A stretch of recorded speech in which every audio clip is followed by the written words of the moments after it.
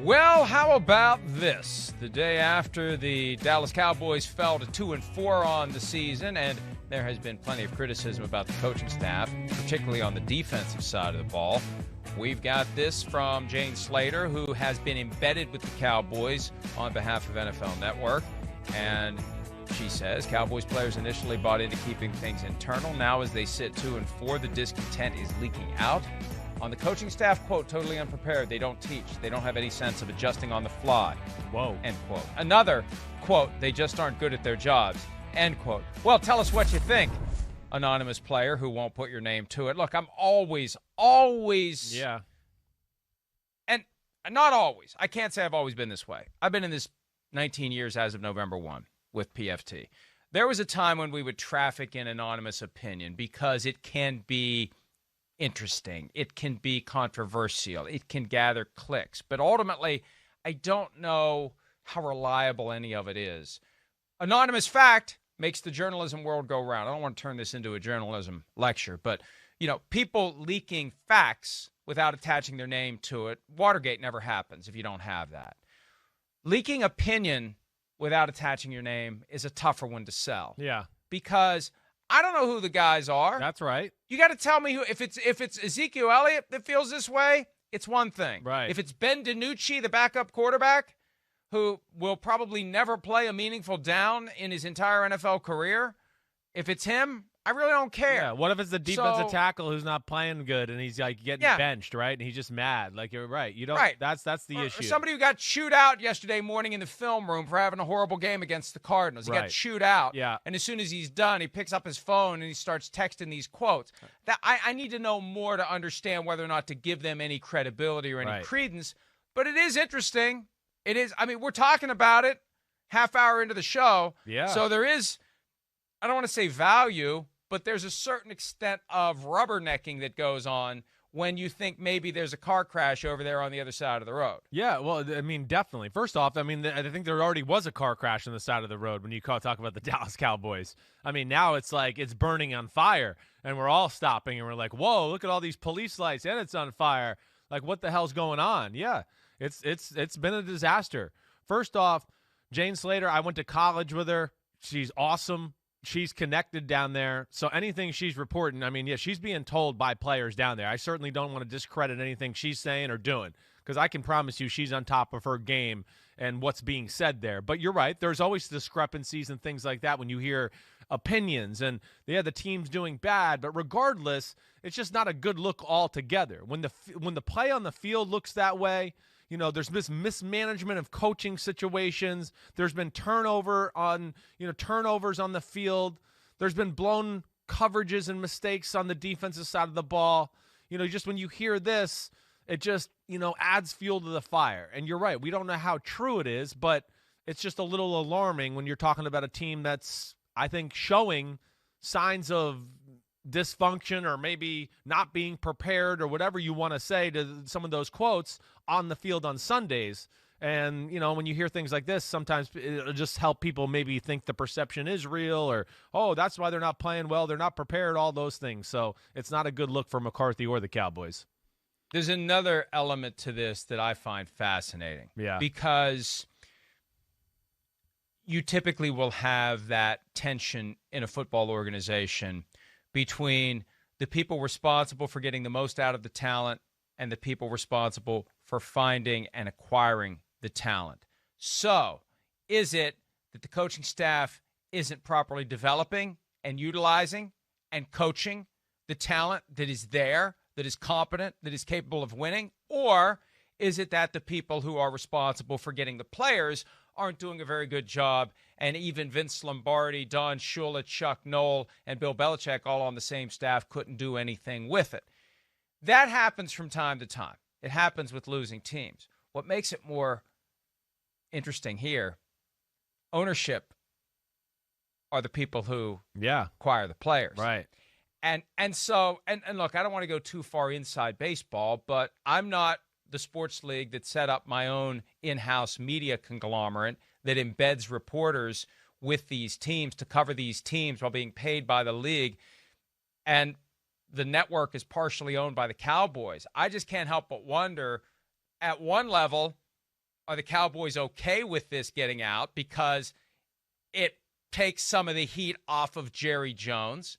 And at a higher level, was it instigated in any way by the general manager, i.e. ownership of the team? So there's a lot of layers and levels to this as to how this came to light. I mean, it's possible it just happened without any thought whatsoever. Yeah. But when you consider the fact that it's coming from the in-house league media operation that is 1/32 owned by the Cowboys, and they've got an embedded reporter there who's with the house network, you don't have a GM who can be at odds with the coaching staff. It's ownership that would be at odds with coaching staff. You just can't help but wonder what really may be going on. Yeah, I mean, I hear what you're saying. I don't know if I would necessarily, buy that part of it.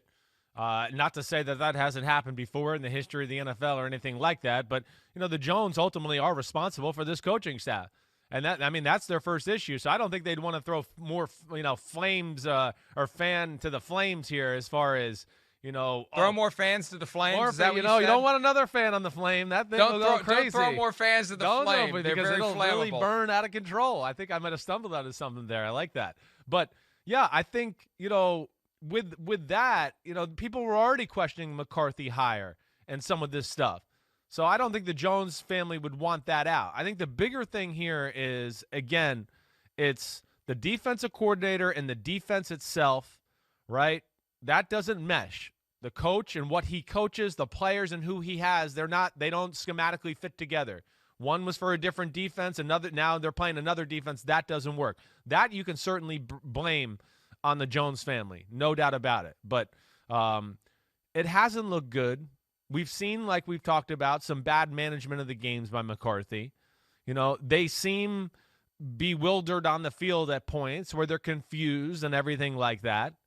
And what's going to happen too now is it's like all the stuff you heard about McCarthy in Green Bay towards the end, those bad stories, the Bleacher Report article that Tyler Dunn wrote, all of those things are going to they're going to start digging into that crap again here. That's what really is concerning to me if I'm Mike McCarthy or the Cowboys, where people are going to start to, maybe that was real, or maybe we should call some other people in Green Bay and they'll have some more stories for us, or whatever that may be.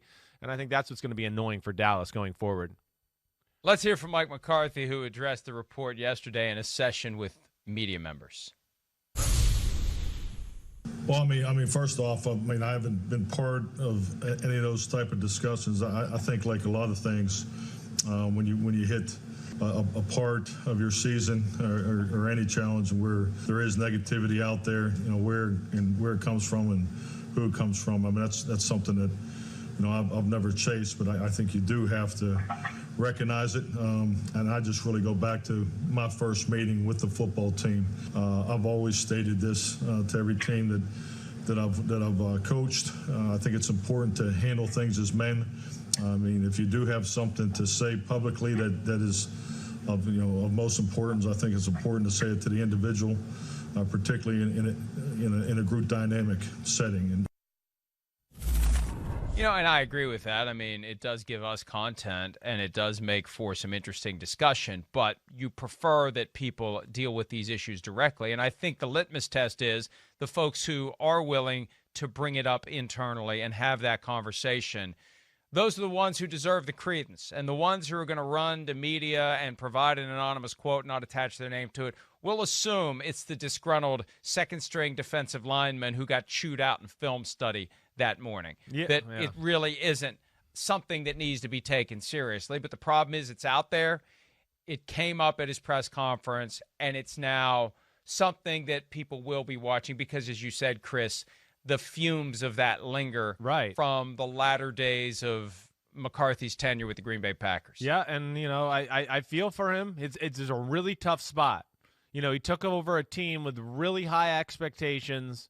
They wanted to change things there in Dallas. And, of course, we had COVID-19, and it's really hard to implement a new culture and all those type of things when you're, in that sort of circumstance there. Now you lose your quarterback, who's arguably the best player on your team. And, I don't know, the way it looked on Monday night, I think it's very fair to make the argument he is the best player on their team and that they even undervalued him there in the Dallas area as far as how good he is. We'll see where it goes with with Andy Dalton. But, yeah, everything is concerning there right now in Dallas. And McCarthy was not put in a position to set up because of what was going on in the world, and then also was not in a position to be successful because of kind of the Jones and their roster building, and then the hiring of Mike Nolan and that not making sense and meshing with the roster. That's tough. That's tough. I don't know what they expected there, what kind of results they expected to get with that type of formula. Yeah, I agree with you. And the pandemic really has affected a bunch of teams differently, but it makes it even harder for the teams that have new coaching staffs to hit the ground running. So the teams that have done well with new coaching staffs, I think we should be even more impressed that they've overcome the obstacles created by the pandemic, at least so far. There's still 11 weeks left in the season. Right. Here is Jerry Jones from 105.3 The Fan. He still does those 2 a week, which is good because he doesn't do the post-game scrum. That's one thing Shereen Williams misses about the pandemic, because after every game, Jerry Jones would stand there with microphones and phones and boom mics in his face while he answers questions for a half hour. We don't get that anymore, but we do get him twice a week on 105.3 The Fan in Dallas. Here he is talking about Mike Nolan plus a little McCarthy on the Cowboys' defensive scheme.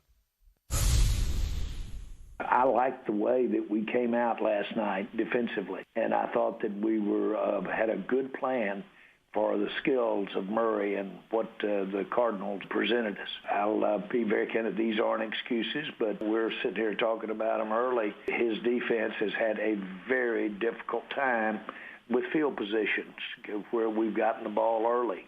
I'm okay with Mike Nolan. I am. We're not just going to run a scheme just because that's the one we like. I mean, our job is to make sure that we're putting players in position to be successful. Now, with that, we have to be accountability to that and to their skill set and how it all fits together. Now, they also have to be accountable to the fact that maybe a scheme or technique that they've done in the past may be easier or they liked it differently than what we're asking them, but we feel it's in the best interest of the team. Well, you know what? McCarthy, in a roundabout way, is making it clear that it is about coaching. It's not about how good the players are, that it's on them to identify the right scheme, implement the right scheme, and that's what coaching is. Yep. I remember when Mike Zimmer had a conversation with me, I think the year he got the job in Minnesota, the light finally went off for me that it's not about what your scheme is. It's about who your players are. And you take who your players are, and yes, some of them fit what you want to do, but you have to adjust and adapt. Once you figure out what they do well, what they like to do, what they don't do well, that's good coaching. I remember when Hugh Jackson was with the Raiders. Darren McFadden had been disappointing. What did Hugh Jackson do? Say what you will about his time with the Browns. This is back when it looked like things were maybe going to work out for Hugh. He goes to Darren McFadden. He says, what plays do you like to run? Yeah. It's that simple. Right. Right? It's about understanding and having that relationship with each of your players where you know what they're good at, you know what they're not good at. You put them in position to do the things they can do. You don't ask them to do the things they can't do. You work on them to address their flaws, and you see if maybe you can take something from the can't do category and slide it over, while I try not to move my microphone, to the can do category. Right. That's coaching. Yeah. And the way that McCarthy just explained it, it's like, okay, Mike, you got the players. It's on you. It's on you to turn it into something, and it's pass-fail. And so far, but for pulling a rabbit out of their butts against the Falcons, they'd be 1-5. Yeah, no, I mean, I hear you. It's not good that way. Now, hey, offensive line, not good, all those things. The one thing I'll say with respect to McCarthy, he'll never throw his players or anything like that under the bus. He really won't. He was phenomenal about that in Green Bay with always kind of taking the heat, and he's got to do better and do all that stuff too. And, I hear what Jerry Jones is saying. The defense has been put in some tough spots. There was some good things they did last Monday night, this past Monday night in the game. I mean, Kyler Murray, he had a hard time finding open receivers and getting completions. But, yeah, still at the end of the day, there were some big plays, and they never made a big stop in big moments, and that's kind of been the whole year for them. You can coach. I get that. You want to adapt and everything like that. Makes sense. I get that. But I think with the story on the defensive side of the ball is, there's only Mike Nolan coaches a certain way. This is what he does. This is what he knows. So, yes, he can change within those limits of, okay, I play and coach defense like this. But when those players don't even fit within those limits, that's when now you're asking the defense coordinator, hey, can you run another defense that you've never run before ever in the history? We hired you to run the other defense, but, we messed up and gave you the wrong players. So can you run a defense you've never coached before? That's what they're doing. And that's, to me, where I don't give a crap who you are. You can't overcome that. Now you're asking the coach to be totally different, reinvent himself. And, the only guy I've ever really seen be able to do that to where it's, we're a 3-4 team, and then the next year we're a 4-3 team, is the evil genius up in New England. I mean, he's the only guy I've ever known to be able to do that. So that's where I would say it's not fair. And Mike Nolan's trying to take it like a man there, but realistically, I don't think he's in the best spot there all the way with him and his coach's staff. One of the best things about the Cowboys being coached by Mike McCarthy, as the games go poorly, Mike McCartney, an agent with a verified account on Twitter, gets a lot of heat from Cowboys fans because he's not doing a good job with the team. Is that right? That's hilarious. And Mike McCartney has fun engaging with these Cowboys fans that's amazing. who think he's Mike McCarthy, and then they become apoplectic at the fact that he's responding to tweets during the game because they still think it's Mike McCarthy. It's great. Love it. It's great. You need to follow Mike McCartney so you can see the fun that he has with Cowboys fans as Mike McCarthy flails during a Cowboys game. Hi, I'm Mike Tirico, and thanks for watching. Make sure to hit subscribe for the latest news and highlights from NBC Sports.